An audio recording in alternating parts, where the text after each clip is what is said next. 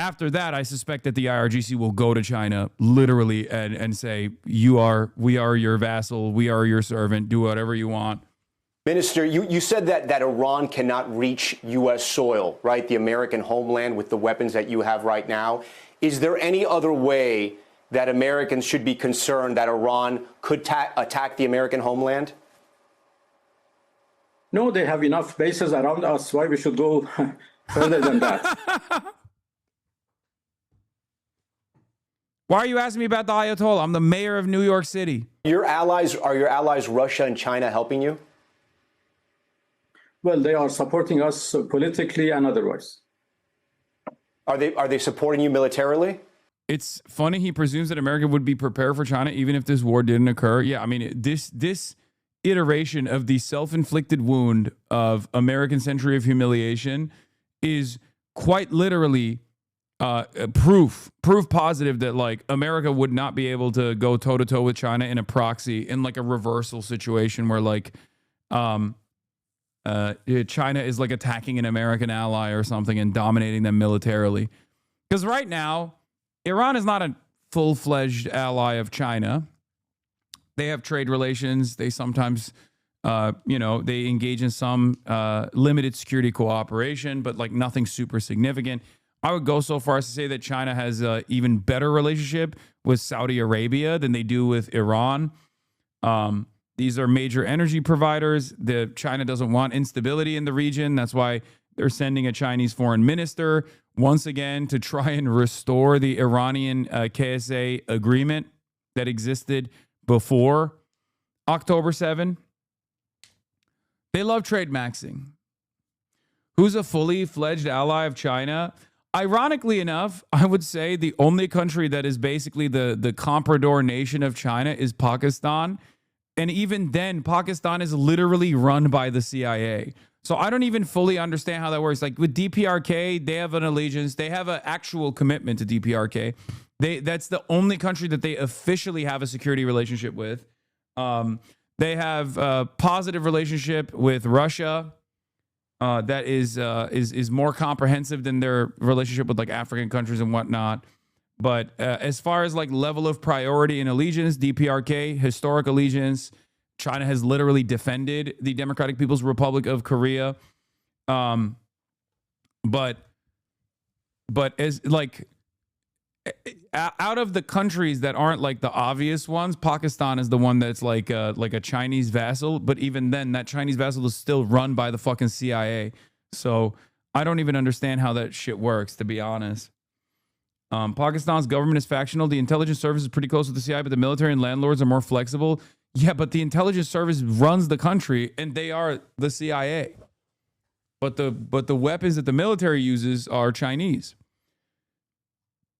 But like, China has not given Iran or trained the Iranian Air Force, if it even really exists at this point, with the same fighter jets and same like defense systems that like Pakistan gets.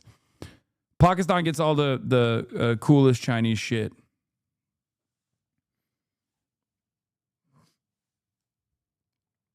Which is really funny because the maximum cope was between India and Pakistan when that, tit for tat was taking place. And Chinese gear came out superior on that front. Ever since then, every single time America attacks a country, the OSINT Andes will literally fucking turn around and be like, see, it's the Chinese surface to air missiles. They're failing. That's why America has air superiority. Or in Venezuela, where they're like, oh, you see, Chinese surface to air missile systems are failing. That's why America was able to dominate Venezuela. It's like, bro, I don't even think China gave any of those guys any of the fucking anti-aircraft defenses at all. I don't know why you invented this alternative reality where you just claim that China gave all of the defenses to Venezuela and Iran, and then they failed. And then, it once again is a major American W, American military superiority once again. It's a very strange version of cope, but it's basically another version of the same like American force projection makes me feel powerful mentality that people have. Whenever they fucking come out and they're like, oh, they're going to learn today. Yemen is going to learn why we don't have healthcare. It's like the same thing.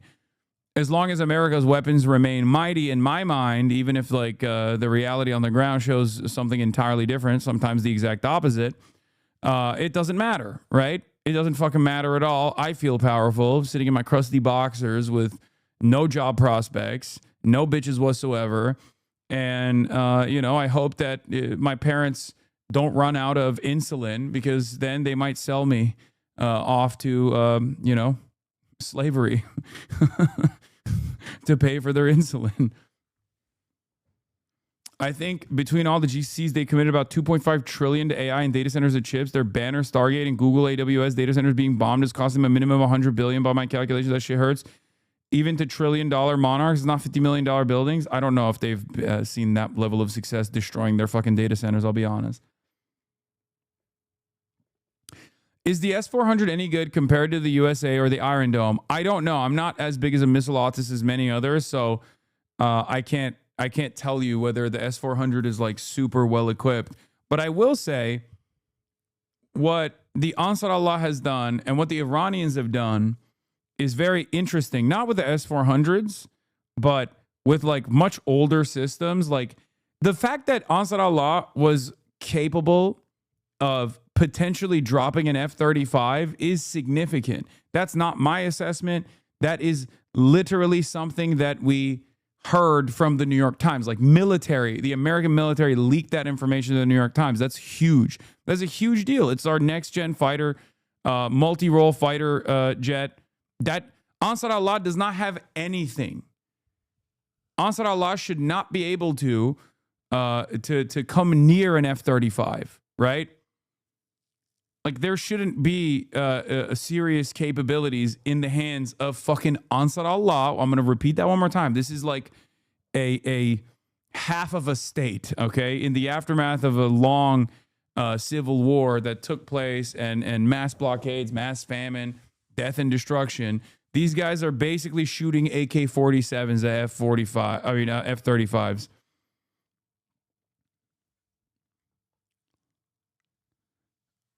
So, yeah, you are referring to loitering anti-air systems that just fly around looking for airplanes to fire missiles at, I think. Yes, they've designed very interesting anti-air missile systems that are, I don't even know how they do it. I don't know how they do it. That's actually the code many Chinese anti-American social media always uses. Oh, Venezuela is using Chinese anti-air systems so Americans will not dare invading them. Oh, that's what they say? Is that where that comes from? Because I genuinely don't know. Maybe Venezuela did have Chinese anti-aircraft systems and maybe they did fail, right? Like, but I don't know enough. And I always thought it was just like cope that these guys claim it. Because like I know Iran gets some Chinese equipment, but it's mostly for manufacturing. And Iran is a pretty reliable. Iran has a fairly, as we know, fairly reliable indigenous munitions manufacturing industry, right? It's pretty resistant to American attacks, as we have seen in the aftermath of the 12-Day War. They very clearly still had all their fucking missile silos intact. They were able to and still able to open up missile barrages on Israel and all the Gulf countries. So, what they get from China, from what I understand, is like components that are necessary for missile production, but they don't get like actual Chinese missiles and Chinese launchers.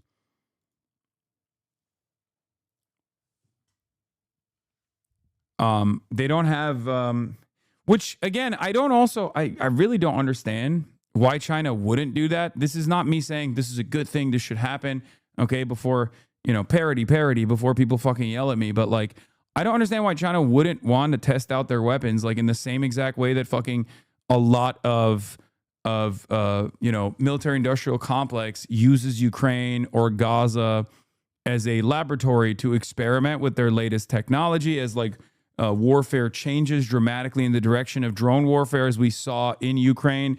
Like Iran certainly does that, right? Iran is selling their Shaheds.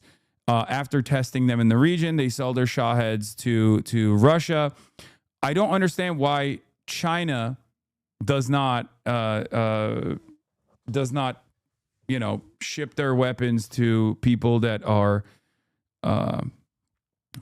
under attack. Statecraft R&D secrets and also scared of failure. Yeah, but at some point you're going to have to probably test them out. And it's better that you would. I'm thinking specifically from the perspective of like a totally foreign country. I'm not Chinese. I got no dog in this fight. But I'm thinking like if I'm a Chinese general, right? At some point, I would rather try to test them, and if they fucking fail, because Pakistan has tested them and it was a massive success. So clearly they do actually give it to people, right? Not only do they give it to people, not only have they delivered not only weapons but fighter jets to Pakistan, but they've also worked very successfully against Western systems and Western fighter jets, right? Like the French fighter jets failed spectacularly in dogfights between India and Pakistan. Why wouldn't you test your missile systems in Iran by just like shipping them and training them to the best of your ability as fast as you possibly can? Because if you don't fucking fail, you're not going to be able to patch the flaws. And when you actually need it, they're going to implode. Do you want that to happen? You can't have a reliable defense industry if you never test the weapons. This is a reality that Western countries know very well, right? This is a reality that Western countries not only know very well, but also routinely engage in. They probably are, but it's not announced. I think that's cope. You are very right about this. I feel like I'm making all the Ocean Andes nut today. Ever since we moved into the monitoring the situation, as much as I yell at the Ocean Andes and the missile autists, like this is exactly the bread and butter of like 95% of Twitter OSINT. This is like, oh yeah, talk more about this stuff.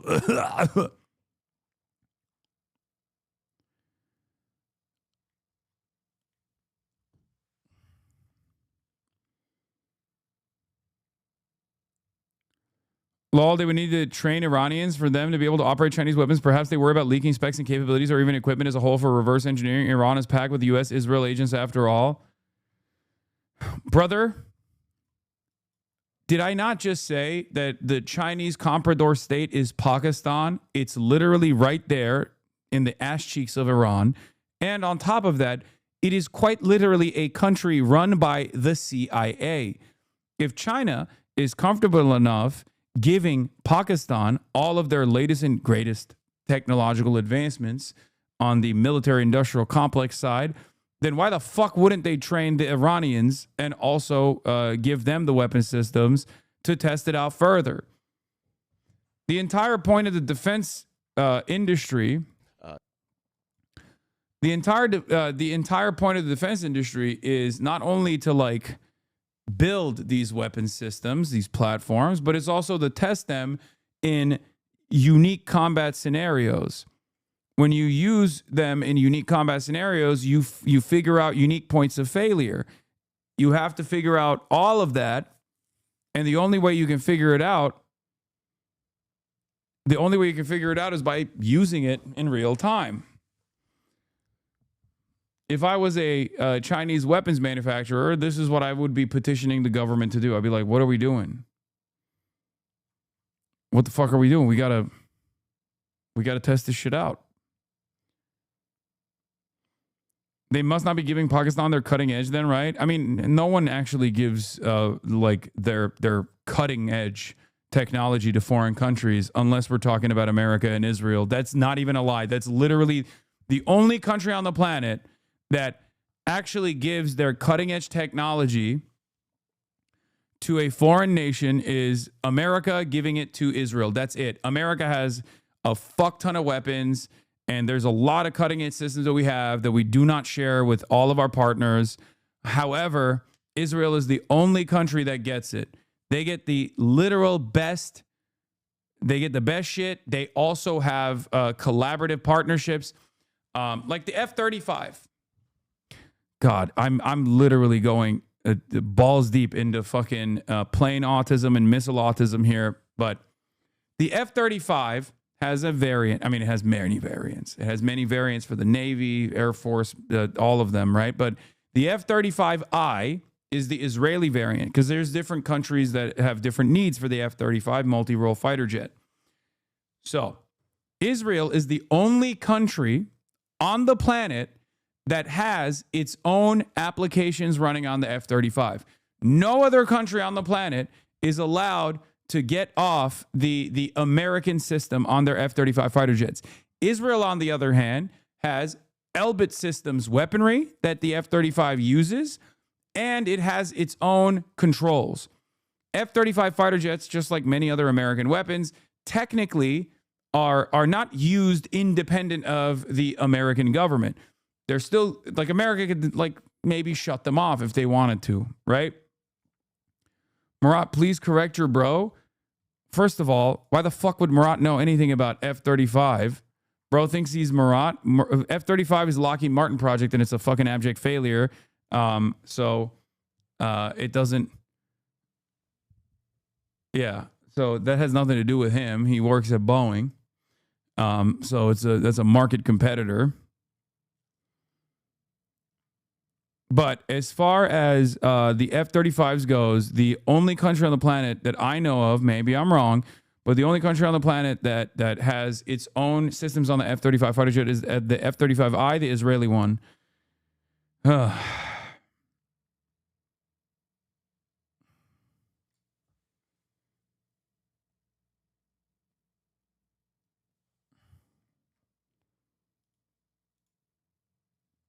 Anyway.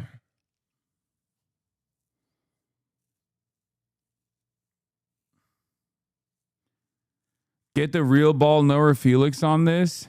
Yeah, we covered the Lucas shit. It's really funny that they like took the Iranian drones. They took the Iranian Shahed drones and like retooled them and straight up slapped and made an America sticker on it and started mass producing them. That's not true. Every country can alter its design upon delivery. No, the F-35s are still, like, they still run on American controls except for the Israeli ones, as far as I understand. Maybe I'm wrong, but obviously, depending on what the role the fighter jet is supposed to take, for each country, they're going to have unique weapon systems that they use, right? It's not a one size fits all. But what I'm talking about is something different. Israel has its own platform on the F-35. Variants are just variants. No, it's not just the weapons, chatter. It's not just the weapons. Every country has their own unique needs. So, of course, F-35s that they sell to Canada is going to be different than the ones that they sell to Israel. I'm talking about the fucking software. Like, the F-35 runs on American software, except for F-35I, which runs on Israeli software. It's the only version of the F-35 fighter jet that does not run on American software. The tech package that the Israelis have it's basically like a jailbroken F-35. It's not a jailbroken F-35. America lets them do it, but like it's aviation software, its technology is Israeli.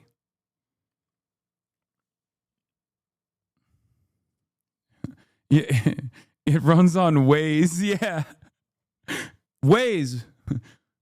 SodaStream. SodaStream. We put SodaStream in the F-35 Israel. Israel High. And Waze. We put Waze on the F-35. It's so much better.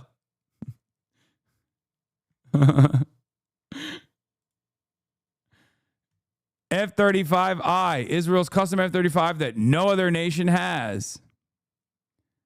Look at this. It's a unique variant of the F-35 Lightning II, tailored for the Israeli Air Force. It is very good at killing babies, Hamas babies. We had very unique interest in killing Hamas children, and America complied. Oh yeah, we got to do the NBC interview with the Iran foreign minister on the war with the U.S., which just wrapped up moments ago. The foreign minister answering questions about why Iran is attacking its neighbors in the Middle East and whether they're willing to negotiate with the U.S. But I started by asking him who exactly is in charge of Iran right now after its supreme leader was killed over the weekend. Minister Arashi, we thank you for your time. Who is in charge of Iran? Can you point us to where he is? Sir, can you please tell us where the guy is? Come on. Who should we kill next? Please. And who is in charge of Iran right now? Well, thank you, Tom, for having me in your program. Well, I think the system is working very well. I do. A part of me appreciates in some very weird, fucked up way that while we're literally blowing up their country, we still allow their foreign minister to come on American television as like some dumbass gets to berate them about why they're fighting back. You know what I mean? It's cool that like war has taken on this very weird permanence in our lives where on the one hand, we're literally slaughtering this country's citizens. On the other hand, we're like, hello, foreign minister. How's everything going? Would you like to go on the Piers Morgan broadcast and debate people, please? It's like, how is this possible? Like, what are we doing?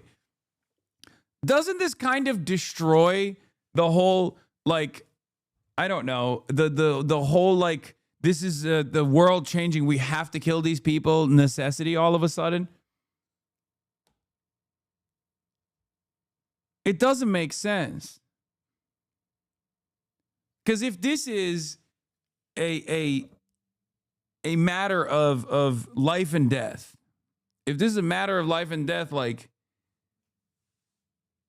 I don't really understand how we're having these sorts of conversations like nothing's going on, you know? We have lost a supreme leader, but according to our constitution, there is now a council which takes charge of his duties. And yeah, that's true. I said this yesterday, but the fact that the Iranian officials speak English so well is probably not great for the American otherizing propaganda. Yeah, definitely. And the president, the cabinet, ministers, everybody is in its position. So the system is working very well, and everybody, is in charge. We know that there's been a council. We know that there's been a council to fulfill the duties of the supreme leader, but we also know that there's a selection process in play to pick the next Ayatollah. He also mogs. It's true. He does mog. There are reports that Ayatollah Khamenei's son is a front runner. Is that true? Well, actually, I have don't exact information. There are many rumors around, but we have to wait for the assembly of experts to choose the new supreme leader. I also asked the foreign minister about Iranian ships being sunk and whether he believes Iran can win this war. Here's what he had to say. The world saw your battleship sunk in the Indian Ocean. Dozens of Iranian sailors died. Your response was, quote, "Mark my words, the U.S. will come to bitterly regret the precedent it has set." So what is Iran going to do? And at this point, given the state of your military right now, what can you do? Well, first of all, that was a training training ship, which was invited by the Indian Navy to take part in an exercise. And they went there as their guests, the Indians guests, and they, did participate in that exercise, and they were in their way back home, and the ship was unarmed. So attacking an unarmed ship full of, training officers and sailors is, a war crime, I have to say. What type of battleship, Minister, excuse me, but what type of military would allow a battleship into the ocean with no weapons on board? Well, because it was, the goal was not, their aim was not going to war. They went for an exercise which was arranged by the Indian Navy. There are so many other guests who went there, and they, took part in a parade. And, everything was... Bro, this is so crazy. Like, what are you doing? You're like berating the fucking... Why would you let us war crime you? Why would you let my government war crime you? Are you stupid? I don't know. Maybe because they fucking sent it on invitation for like a symbolic parade. What the fuck?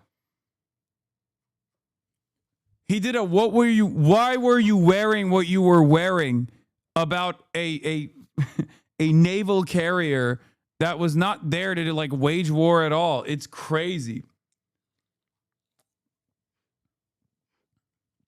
Yeah, the United States was also invited. They just backed out last minute. Peaceful, training course or peaceful training process. So they didn't need, weapons. They actually went to that mission long before the war started. And when I said that the U.S. would regret that, I meant that they have, the U.S. have unfortunately set a precedent which is, against the international law and would actually damage the whole concept of international, law of seas. When an unarmed, ship is attacked with no reason, and a big number of sailors are killed without taking part in any battle, that would set a precedent. And the U.S. The U.S. says it controls the skies, that Iran's ballistic missile attacks have dropped more than 80%. The U.S. has hit over 2,000 Iranian targets. The Pentagon says America is winning decisively. Do you think they're wrong? Well, I think, now 6 days after the war, it is clear that the U.S. Has failed to achieve its main goal. This is true, by the way. Like, of course, the United States is capable of bringing maximum damage to civilian populations. But as far as like stated objectives, if it's regime change, that hasn't happened. If their stated objectives are to destabilize the country and rip it apart, that hasn't happened. If their stated objectives are to deteriorate Iranian ballistic munitions launching capabilities, that hasn't happened. If their stated goals are to defend the Gulf nation states, that hasn't happened. So, like, when you have such superior weapons and a fuck ton of money that you have dumped into your superior weapons, your sophisticated equipment, with all the runway, with all the logistics to be anywhere around the world at any given moment, and you can't even take care of a fucking country that has an economy that is crippled by you, because you also literally have that tool at your disposal, where you can't even like successfully destroy a country with 93 million people that has the economy the size of like an American state. The rest of the world looks at that and does see it as somewhat of a failure. This doesn't mean that Iran will be able to successfully hold out, okay? But it will be a Pyrrhic victory, if there is one at all at the end, considering how much the American forces have experienced attrition, how much American munitions have been depleted, how much force projection capabilities have been shown to be wrong. Part of the strategy of the Trump administration is to make the strategy of diplomacy unusable even when they are out of office. Who can trust the U.S. again? Who can trust Europe? They want believing in any kind of international peace to be unbearable, naive-seeming fascist scum. Yes, that absolutely is the case. With the way that we are waging war, we're trying to do might is right. And the irony here is, or what I don't understand why Americans don't realize, is when you set the standard for might is right, when you just completely drop all notion of like liberal international rule-based order, which benefited you for 100 years, okay?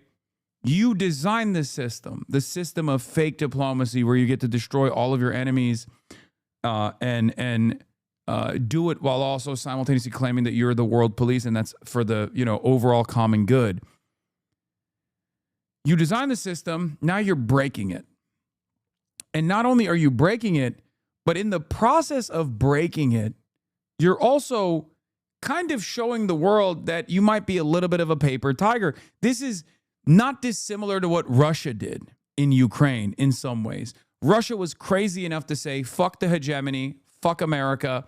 We are wild enough to throw unlimited bodies at this problem, and we are going to militarily cut through American interests in this region, in our backyard.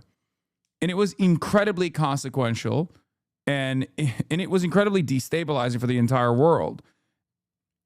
But in the process, Russia also, regardless of how well they can hold Ukrainian territory that they've now gained, in the process, Russia basically showed Europe that they did not have the military capabilities of taking over larger territories and maintaining larger territories in Ukraine. Okay?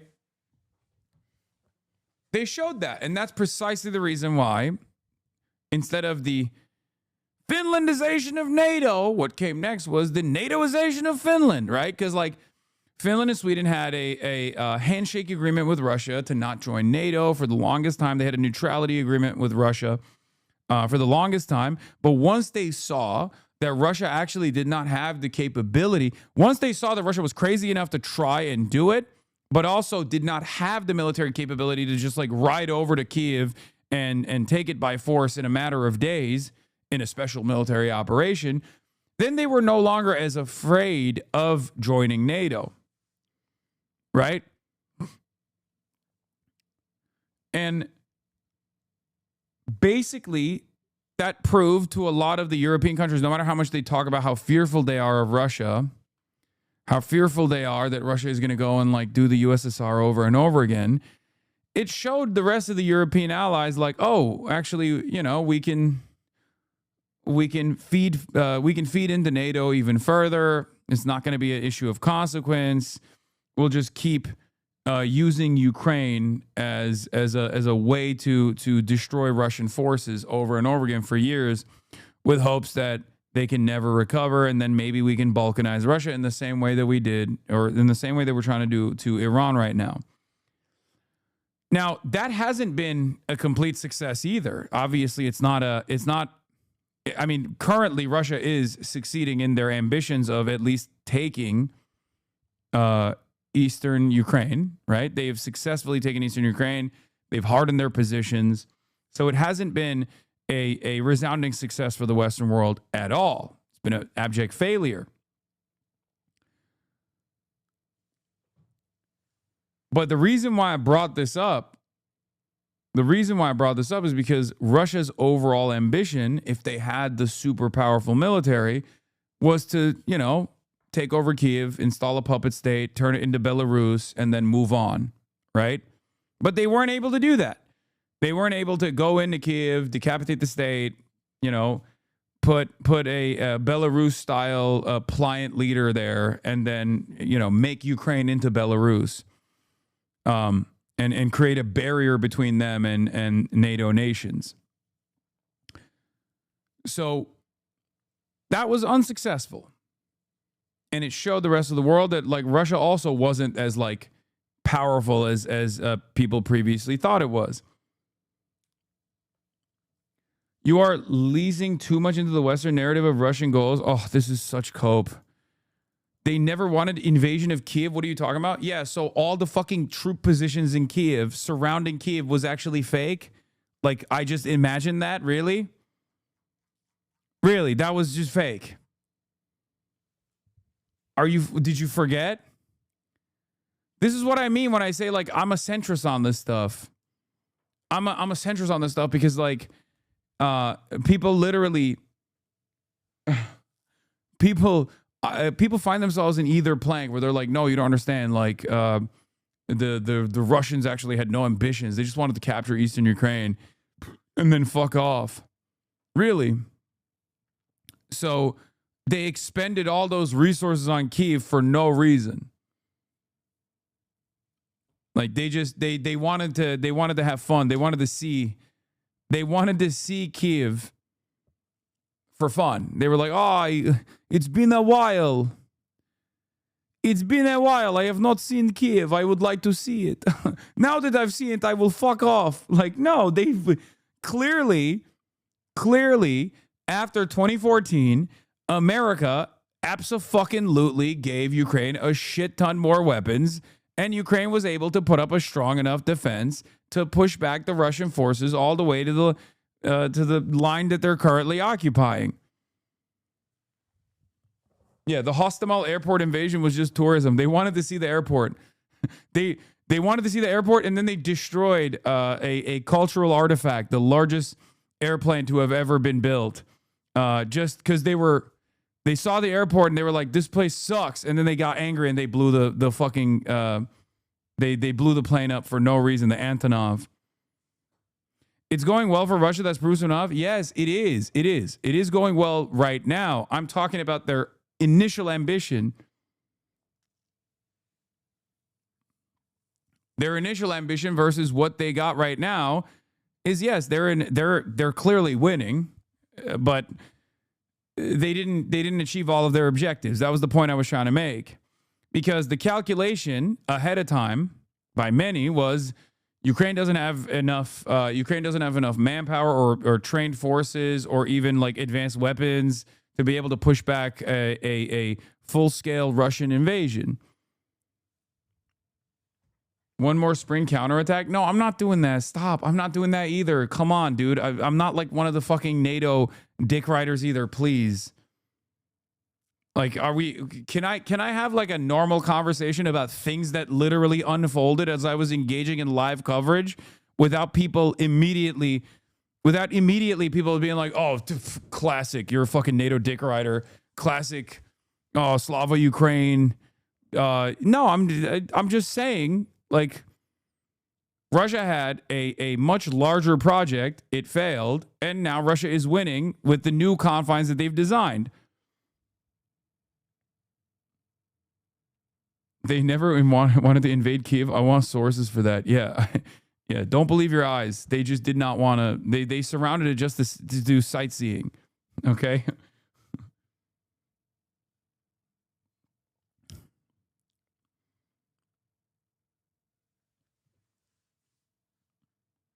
Anyway.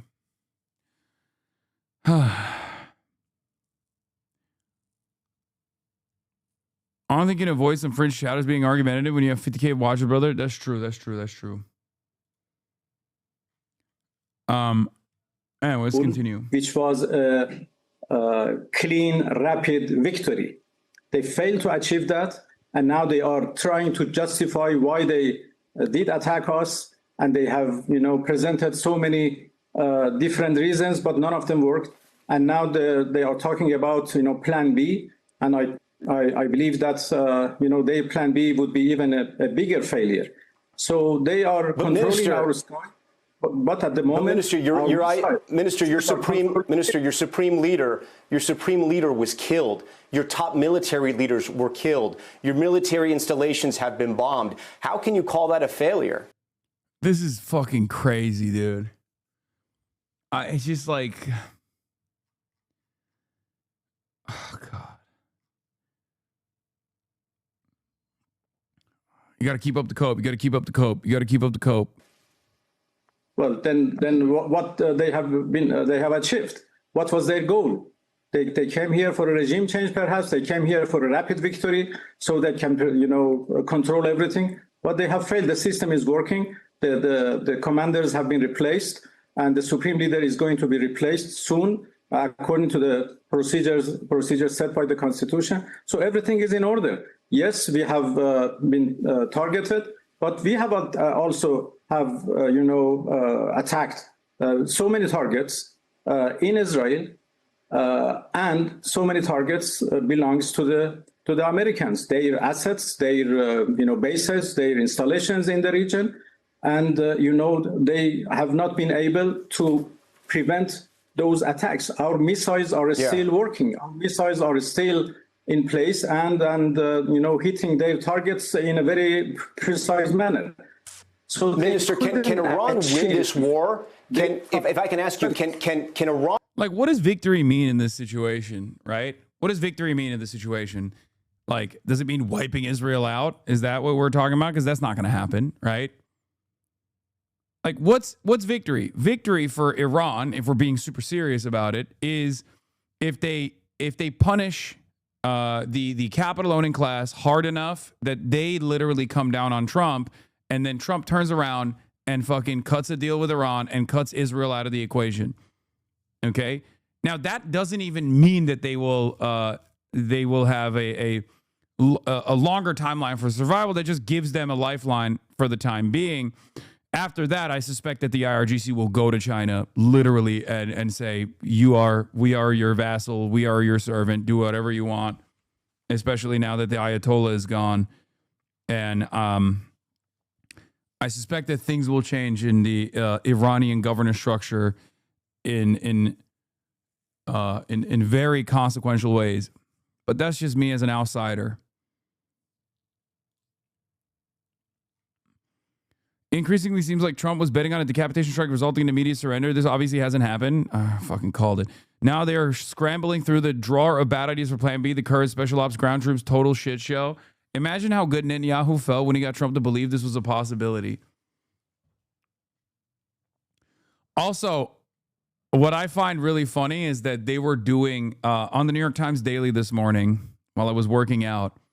I was watching.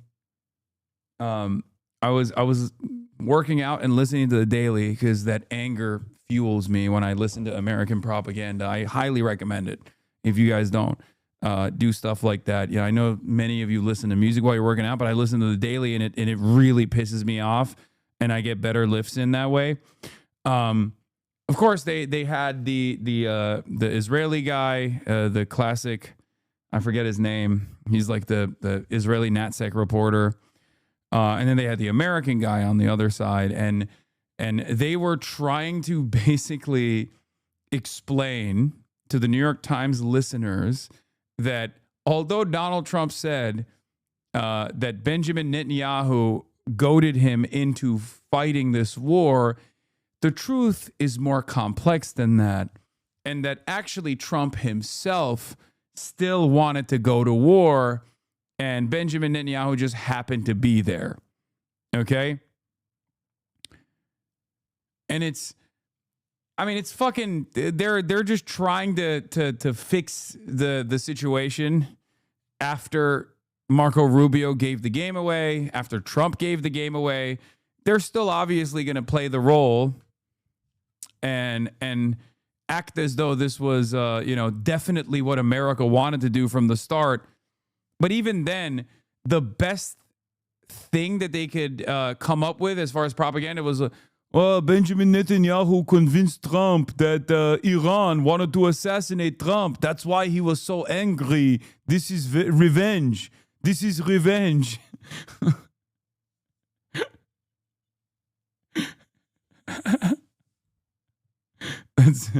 For me, that was very funny. It was like, yeah, no, that's definitely what happened. That's why. Yeah, it was the revenge narrative that Donald Trump was investing. Win this war, and what does winning look like for Iran? Well, there is no winner in this war. Our win is to be able to resist against their illegal goals, and this is what we have done so far.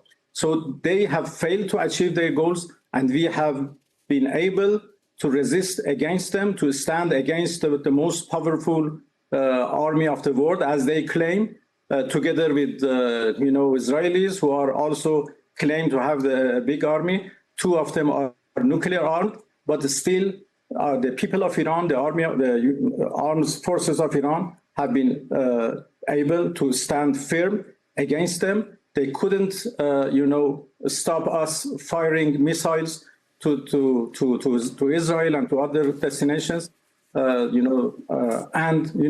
are doing very well, and they have not been able to stop us. So this is our win. Yeah, and I don't think they can be a winner at the end of the day. Minister, explain to us and to the world really Iran has chosen to attack at least 10 other countries, many of them your Arab neighbors. None of them were involved in this war. Why are you attacking your Muslim neighbors during the holy month of Ramadan? Only we get to do that. Mr. Foreign Minister, why are you attacking your Muslim neighbors in the holy month of Ramadan? Only us Christians and the Jewish nation of Israel gets to kill Muslims in the holy month of Ramadan. Excuse you. This argument is my favorite one. And it's one that Jon Stewart also deployed, which was unbelievable. Like that was a peak liberalism from Jon Stewart. Moments like this actually show you who's on the ball and who's dropping it, right?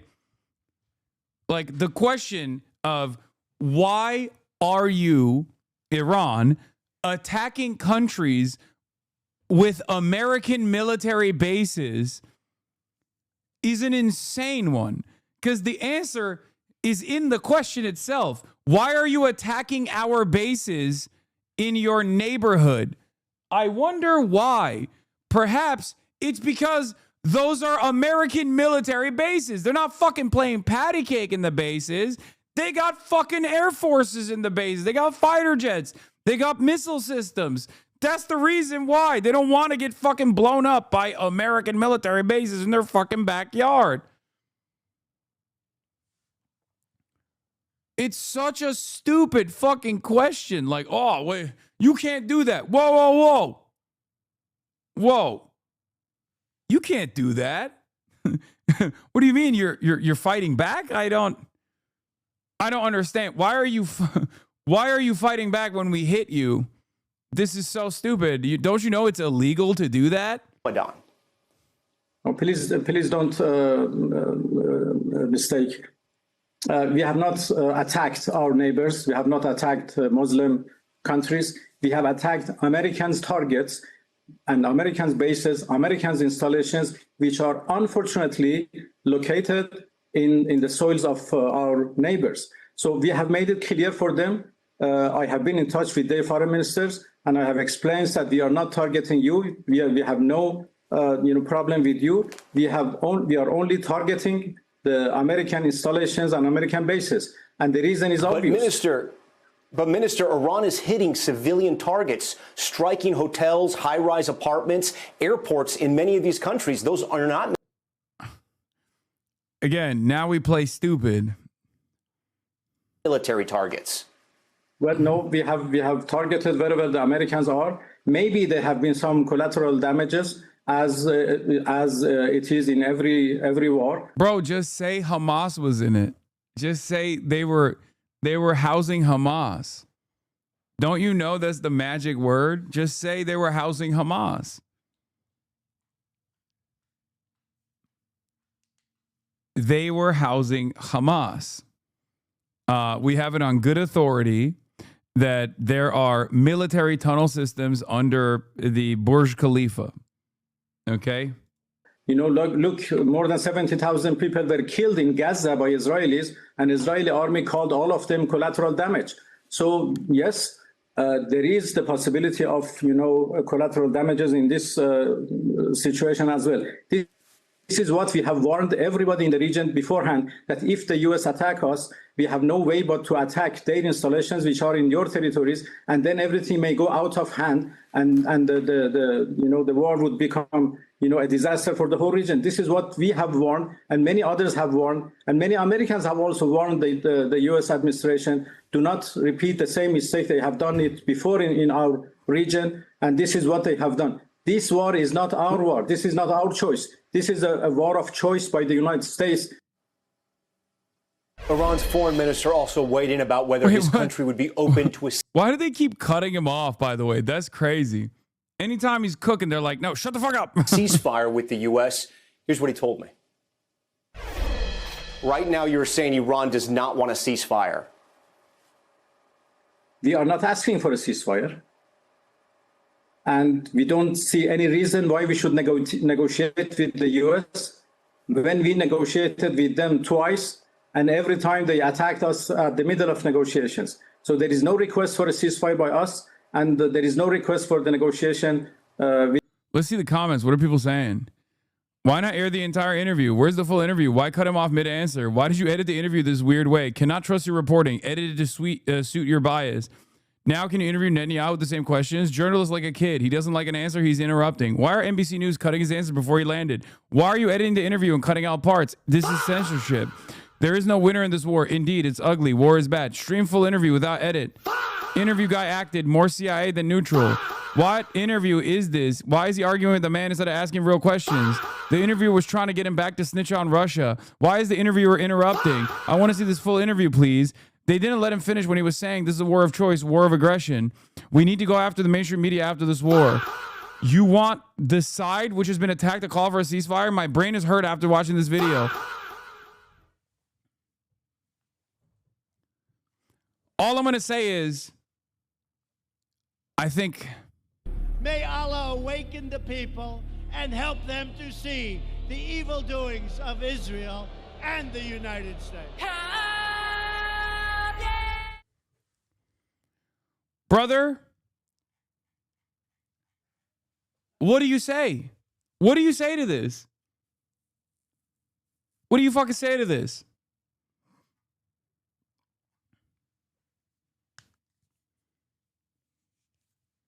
What do you say? This is the de facto, like one of the leaders of the foreign state that we are currently bombing. Like, can you imagine? Can you imagine what an interview like this would look like with Saddam Hussein right after we invaded Iraq? The comments would not reflect this kind of curiosity and the humanization of like the enemy, okay?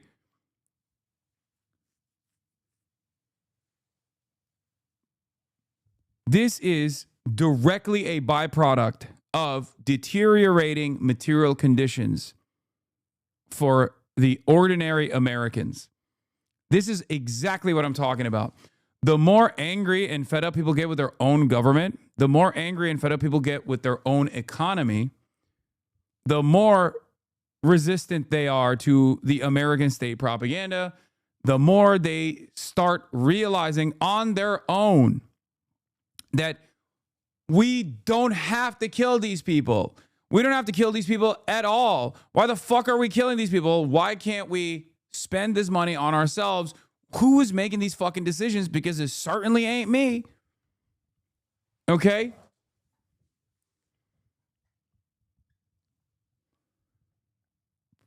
That's it. People are waking up.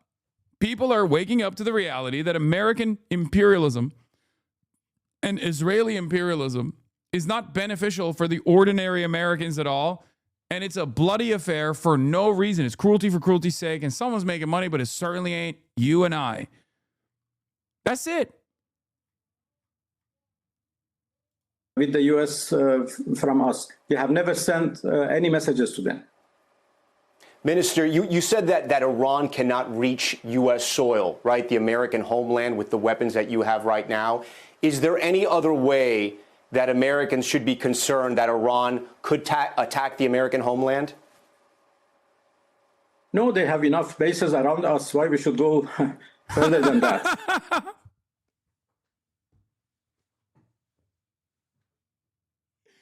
What a question. What an answer. Oh my God. Dude, come on. I got to run it back. From us, you have never sent any messages to them. Minister, you said that Iran cannot reach U.S. soil, right? The American homeland with the weapons that you have right now. Is there any other way that Americans should be concerned that Iran could attack the American homeland?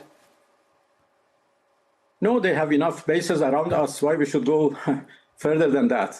They have enough soldiers. They have enough, military assets, and they have enough military bases in military installations. Oh, what an insane question. Dude, it's so awesome. He said, nah, you got plenty of cattle in the region. Don't worry. We got plenty to shoot at. So we don't need to go beyond that. The Strait of Hormuz hasn't been closed. Yeah, that's a future blowback. If there is even a future, that is going to be featured in blowback season 10. Okay, that quote right there. No, we got plenty of.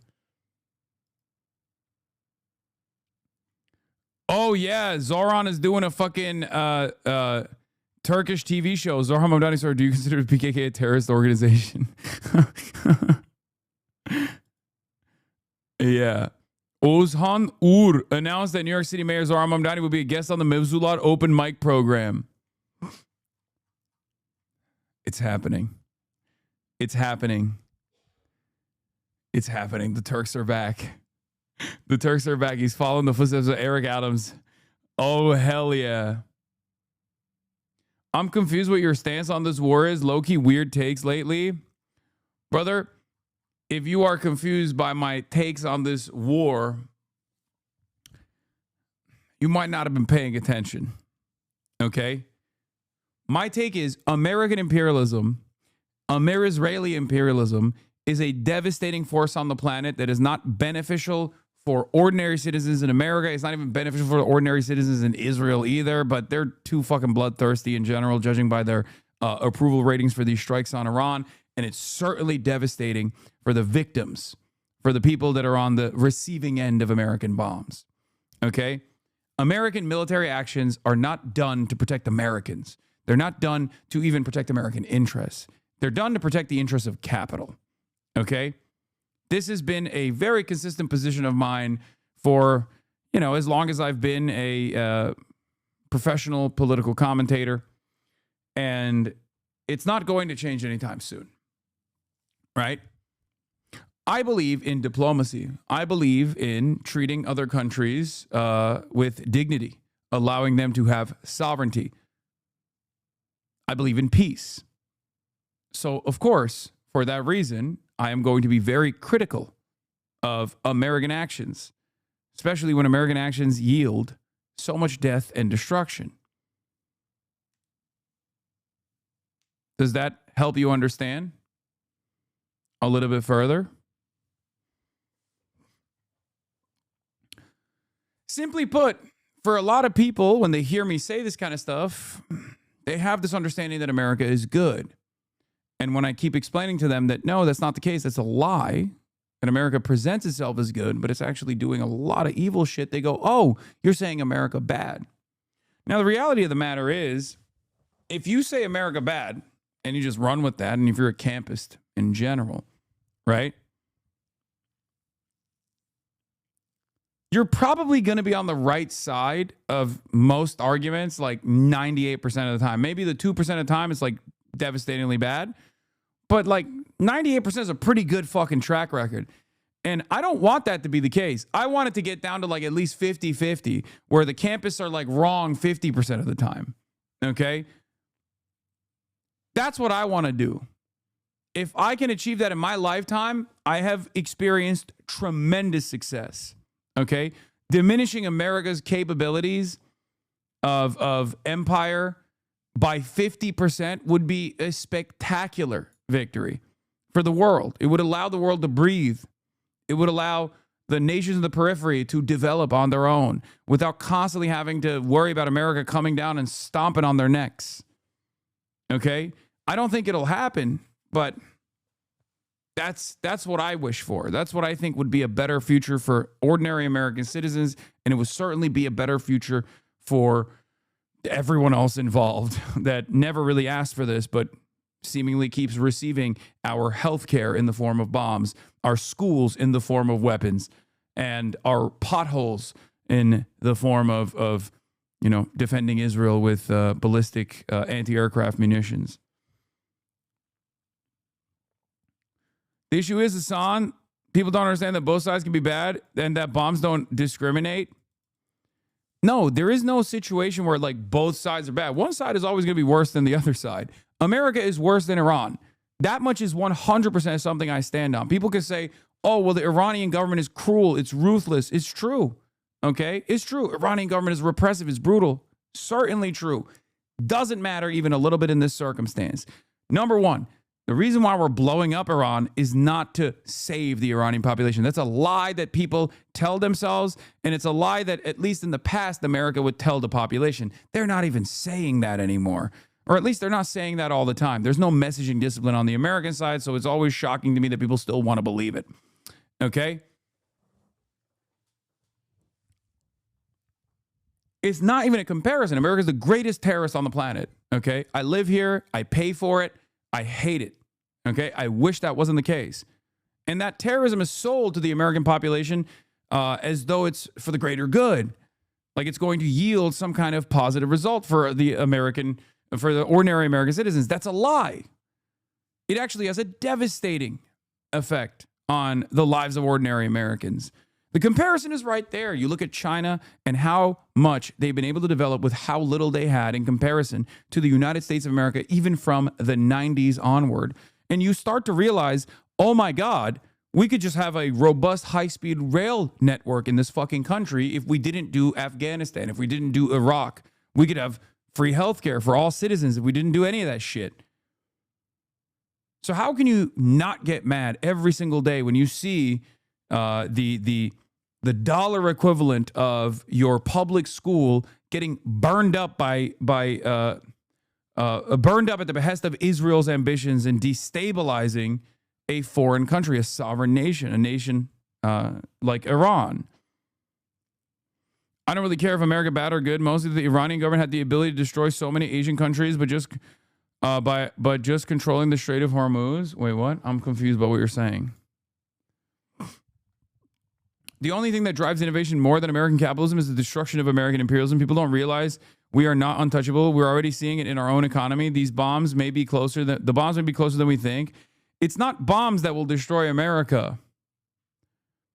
It's American greed, the greed of capital that is destroying America. Okay? America is untouchable in many respects, not because it has such a powerful military, but because it's really fucking far away from all of the areas of the world that we destroy. Okay?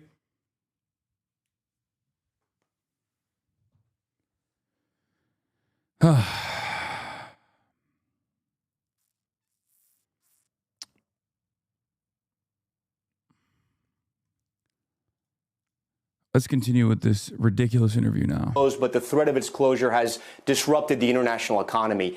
If this war continues, will Iran try to close the Strait of Hormuz? But they have not closed it. It is the ships and tankers who don't try to pass through to cross the strait because they are, concerned about being hit by either side. So we have no intention to close it right now. But as the war continues, we will consider every scenario. For the time being, we have not done yet. And but the strait is, almost empty of ships and tankers because of their concern. In this war, are international oil tankers potential targets for Iran? No. Why they should be a goal for us? Iran threatened tankers in the Strait of Hormuz. Iran has already threatened them to set them afire. No, we have not threatened them. They are concerned themselves, and they don't use the Strait of Hormuz because of the concerns they have to be hit by either side. Huh. Is Iran privately talking? Okay, this is cap. Like, dude, American media is so funny because they snap back to like they snap back to like servile status the moment that like a government official hits them with the lines that they always hear from Israel or America. Like, that's bullshit, okay? No, they literally said, of course, they're closing the fucking Strait of Hormuz. And in a way, in an effort to close the Strait of Hormuz, to punish the economy of the globe for allowing America to wage this war, it's one of the tools that they have at their disposal. Okay, yeah, they're gonna take fucking pot shots at crazy enough oil tankers that want to go through it. Okay, to establish the deterrence. America does that too, by the way. They just have more tools at their disposal because the most domineering power on the fucking planet. What the fuck do you mean a trade blockade is? America has literally seized oil tankers going to Cuba, okay? I'm sure if Iran had the capabilities of being able to seize oil tankers, they would be doing that instead of taking pot shots. They just simply don't have that capability, so they just like let them, you know, if any oil tankers are wild enough to be like, oh yeah, you want to put the fucking, you want to stop the Strait of Hormuz? Okay, we're going to cross anyway. Then they fucking send a missile their way. But yeah, of course, it's bullshit when he's like, oh, we're not doing that. To U.S. officials right now through back channels? No. There's no communication with you and Steve Witkoff or Jared Kushner? No, not after Thursday that we met last time. We met last Thursday. We negotiated for almost 7 hours. They were so happy. I don't even think this guy has the capability of conducting those deals right now. Let's be real. Okay? You're talking to the wrong guy. I mean, he is the envoy, but not right now. Actually, I don't know. I don't know what kind of contingency plan that they had, like what kind of power they give the foreign minister in a situation like this. But I doubt that he has the final say here at all. What is this? Your boy is getting an L. Mayor Mamdani, the Iranian government is engaged in systematic repression of its own people, even killing thousands of Iranians who were seeking to express the most basic forms of dissent earlier this year as a brutal government. Oh, yeah. I mean, yeah, you gotta say what you gotta say. You know, it is what it is. They left the negotiation table because we were able to make significant progress as the Omani. He's the most senior official after the Ayatollah died. Yeah, Zohran Mamdani is.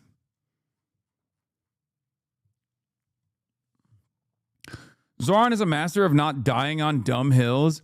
It's not a dumb hill necessarily. I think, I just don't think he has the capability of actually having that conversation. I think I saw the full quote. The full quote's actually longer than this, where he says, I've also said that while I may be a young mayor, I'm old enough to remember the devastating consequences of our country pursuing a war with the intent of regime change. And that very same reason, it's not the best possible answer in that situation. Cause like the whole point is like, the reason why the American government talks about the ruthlessness or the cruelty of the Iranian government is so that they can justify their unlimited cruelty as we are, you know, bombing the capital, right?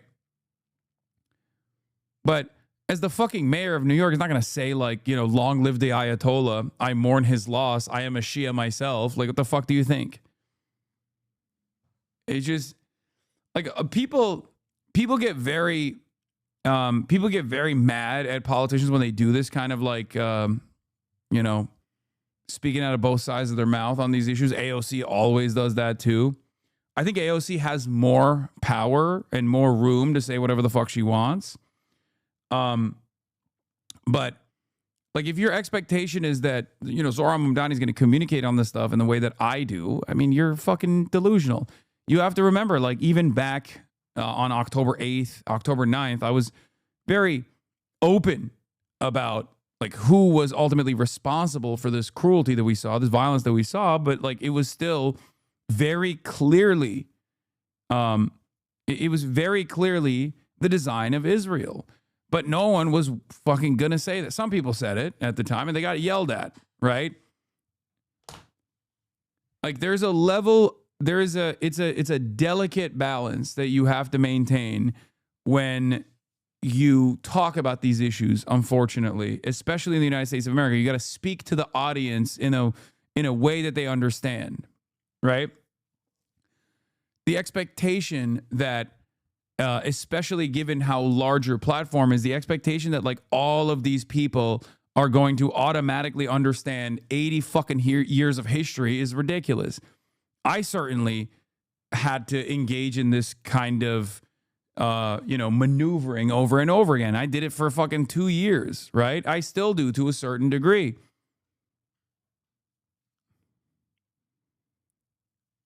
It's just how it is. It's just how you gotta You got to pay the piper, is what I mean. Yes, Emhud.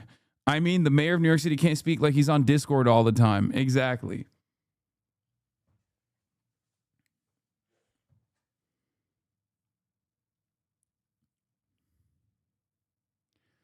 Hey, I'm new here. Why did you say that in your video that America will be over due to the Iranian war? I did not. I think you might have misunderstood what I was saying. I said America's force projection capabilities have been severely diminished as a direct consequence of the last 6 days, where they've shown that they are not a reliable ally, that they are incapable of defending the trillions of dollars of investment that the Gulf nations put into having American bases, and that they will always put Israel first. And that if, at most, if they were to continue with a ground invasion into Iran, that this would lead to the complete collapse of American empire in the same way that the USSR's invasion of Afghanistan did to the USSR. Like a full-blown military occupation of Iran, I think, would devastate the United States of America. Like, it would destroy it. What should AOC and Zohran be saying instead of their both side statements? I mean, I think this is fine. Like, I think you guys are being ridiculous when you say this is like AOCIA or Zohran Mamdani. That's not why the USSR dissolved. Come on, man. You think the Afghan fucking occupation didn't play a role in the ginormous economic hit that the USSR took? Really? It played no role whatsoever? What are we doing? No, they were forcibly dissolved illegally, and that's it. They were doing fine beforehand. They were totally fine.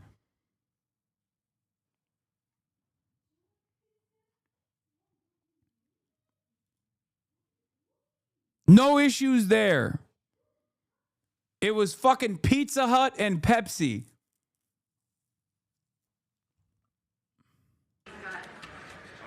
Mr. Mayor, do you think Iran is better off without the Ayatollah? You know, I've said before that I think the Republicans have a much better way of communicating on shit like this, though, I will say. They're just simple. They're straightforward. They cut to the chase, even if they're lying, right? They'll just be like, I'm an isolationist. Why should I care? It's that simple. And a lot of Americans actually understand that, where they're like, it leans into American selfishness. I will admit, like, isolationism as a propaganda tactic is infinitely better than, like, taking a critical anti-imperialist stance.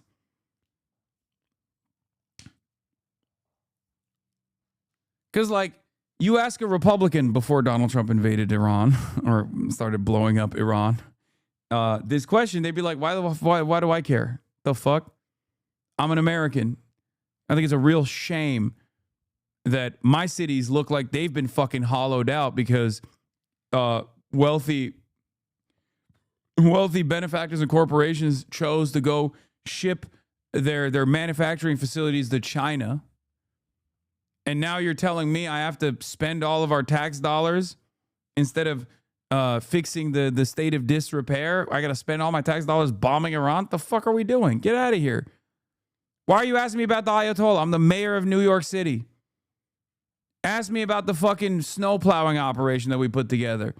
Do they ask the Ayatollah about how I'm dealing with public transit in my city? No? Then what the fuck am I supposed to answer that question for? That's what I would say. If I'm the mayor of New York and I'm like a little bit more aggressive in my messaging, that's what I would say.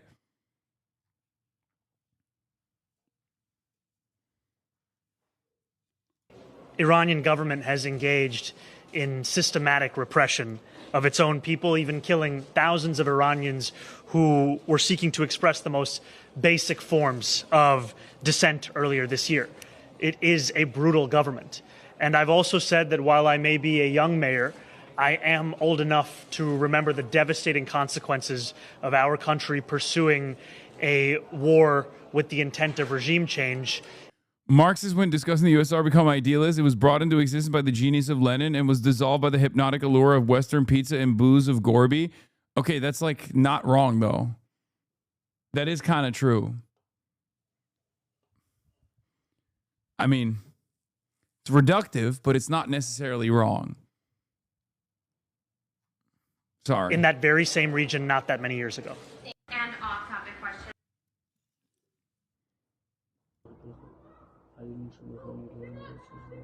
עירותים בירושלים. Is this new? I don't know. Suppressed news is not very reliable. He's best to just avoid these sort of geopolitical traps than he can. At best, nothing comes out of it. At worst, they get a horrible clip. He stands to gain nothing. I agree. But you also can't say, I'm the mayor of New York. I don't have an opinion on this. Like, because then that kind of makes you look silly. You know what I mean? Because everyone has a fucking opinion on this. And the reality is, like, low-key, the Chomsky method here, not all of it, not the best friendship with Jeffrey Epstein, but like the method of saying, I'm an American citizen and I can only control things within my realm of power and my sphere of influence. And as an American citizen, like, I want to stop the pain. And I think I think that bombs flying over Tehran is not actually going to help anybody. It's just going to kill people. And I want that to stop is probably the most effective way of talking about it. You know? Do you see what I mean? I'm an American citizen. I'm an American taxpayer. I'm a mayor of the United States of America in one of the best cities in the world, and the best city in the United States of America, New York City. And as an American citizen, I don't think we should be bombing countries. I don't think we should be using our tax dollars to destroy other countries, specifically at the behest of Israel. You know? He's also too afraid of, pissing off Zionist groups.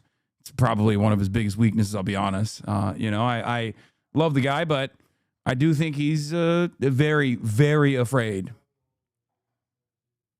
And it's ironic because, like, partially as a direct consequence of his advocacy and his bold, unapologetic defense of the Palestinians, the conversation has shifted dramatically in favor of pro-Palestinian advocacy and anti-American imperialism.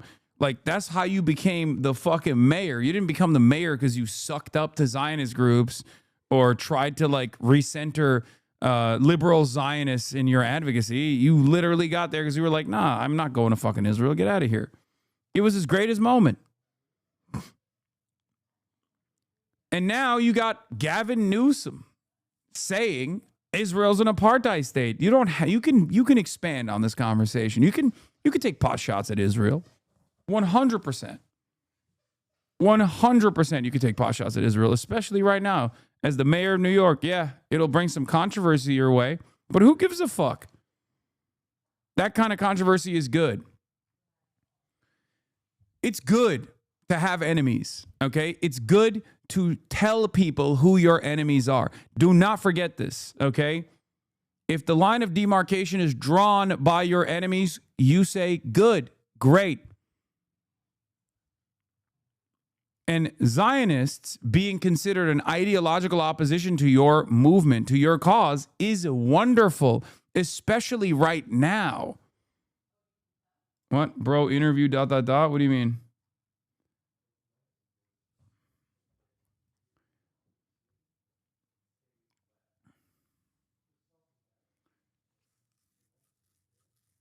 Finished the Arakshi interview? I thought I ended it. Oh my God, I never finished it. You're right. I keep going back and forth on this thing. Said in his statement, and he checked his statement with both sides, and both sides agreed with the term he used. And we were made really significant progress. They were happy when they left, but I don't know what happened after they left. And I asked Iran's foreign minister about whether his country is prepared for a possible ground invasion from American troops. Watch this. President Trump has not ruled out boots on the ground in Iran. Are you afraid of a U.S. invasion in your country? No, we are waiting for them. Huh. You are waiting for the U.S. military to invade the ground troops? Yes, because we are confident that we can confront them, and that would be a big disaster for them. He's right. So you're saying that Iran is ready and willing to take on the U.S. military if there were to be ground troops? Well, we were ready for this war even more than the previous war. So you can see, the quality of our missiles, how much they are upgraded after the last war, because we learned lots of lessons. And we are prepared for any other eventuality, even, a ground invasion. So our soldiers are prepared for any scenario. When I said that we are waiting for them, it didn't mean that we are waiting for continuation of the war. No, but we have prepared ourselves to confront with any scenario, with any eventuality, any possibility, and we know that we can handle that. Are your allies Russia and China helping you? Well, they are supporting us politically and otherwise. Are they supporting you militarily?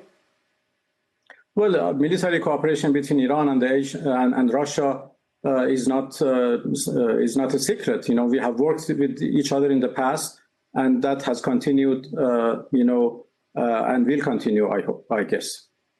And they are actively helping you in this war? Well, they have always helped us. So I'm gonna understand that to mean yes, that they are actively assisting you in this war? Well, I'm not going to give the details of our cooperation with other countries right in the middle of the war. For more, I want to bring in our chief international correspondent, Keir Simmons. He joins us from the region in Dubai. And Keir, he made a lot of news there that they haven't picked a leader yet, that they're not interested in a ceasefire. And he really tried to justify why Iran is attacking its neighbors. You're in one of those countries right now that is under attack. Does it seem like they're targeting only military assets? It doesn't, Tom, and that's not my view. That's the view of diplomats in this region and diplomats around the world. I will just say it was a calm, cool and collected performance. But, for example, they've had to delay the funeral of Ayatollah Khamenei. They would not want... These are aesthetic. This is aesthetic. Okay? This is totally aesthetic victories. Yeah. They have to delay... They can't get the clerics together to figure out who the next Ayatollah is. Does that reduce the number of missiles firing? Does that actually reduce the number of bombs that fall on Tel Aviv? No. Oh, we hit a naval asset off the coast of Sri Lanka that didn't even have weapons on it. Wow. You mean to tell me that the mightiest military on the fucking planet is currently waging war against a country that has the economy the size of one of its smaller states, and at the end of all of that, all you can show for it is the fact that you have the capability of striking an open-air funeral if you saw fit? That's it? That's it? That's disastrous. Do you see what I mean? Do you fucking understand how devastating that is for American military force projection capabilities? It's crazy that they're like coping to this degree. Of course they're going to be able to blow up Tehran if they want. They can nuke Tehran if they want to, right? Like that's within the power of the American arsenal. They have a nuclear arsenal. That's not the point, though. The point is, are you capable of significantly diminishing the Iranian ballistic missile launching capabilities? That's the real question. Are you capable of defending your allies in the region? Are you capable of defending your own military bases in the region? And they're not. That's what we've seen in the last 6 days. Meanwhile, U.S. officials tell CBS News that 3 American MQ-9 Reaper drones have been down during the war. What is that now? Fucking 6 F-15 fighter jets? 3 American MQ-9 Reaper drones? God damn. That means probably more than 3, by the way.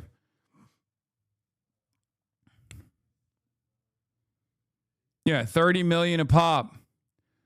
Large fire at the U.S. Air Base in Kuwait.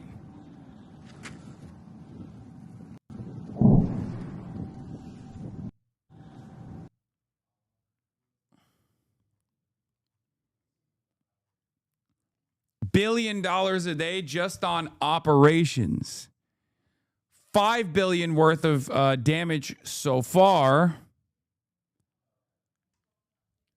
$5 billion, or what's the ticker at now? That's before we put the operational costs in. So $1 billion every single day, and the cost, the damages overall is far larger than what this ticker shows. So the live estimate is 5.8 billion. This is an incredibly conservative estimate, okay? It's an incredibly conservative estimate. On top of that, it's 1 billion just to keep the fucking lights on. $1 billion a day every single day. We're on the 6th day right now. Okay? This is before we think about the loss in trade, the loss in economic activity. Now imagine doing this for 4 more fucking weeks, for 5 more weeks, for 4 months even. Imagine what it would look like to deploy boots on the ground. That's why I said boots on the ground military warfare would be the end of American empire. It's unbelievable, dude. Also, we can fucking defend Israel's interests. Like, unfucking believable. Oh, satellite imagery from Airbus Defense and Space appears to show an AN/TPY-2 forward base X-band transportable radar, the primary radar of the U.S. Army Terminal High Altitude Area Defense THAAD system, having been damaged and possibly destroyed by an Iranian drone or a missile. The estimated cost of a single AN/TPY-2 BMD radar ranges from $500 million to $1 billion, with the United States only operating a total of 13, the 13th being delivered to the U.S. Missile Defense Agency by RTX's Raytheon in 2025. Map of U.S. linked locations hit by the Islamic Republic of Iran and high-value radars confirmed damaged or destroyed. Like, this is a spectacular failure. Okay? This is a spectacular failure. In just like 6 days, in 6 days alone, we could have funded so many goddamn initiatives. Saudi Arabia, the United Arab Emirates, Kuwait, and Qatar are discussing pulling back from the U.S. and other investments as the toll from this regional war with Iran mounts. Yeah, CNN shares satellite imagery of the THAAD radars destroyed in Al Sadr, UAE, before and after.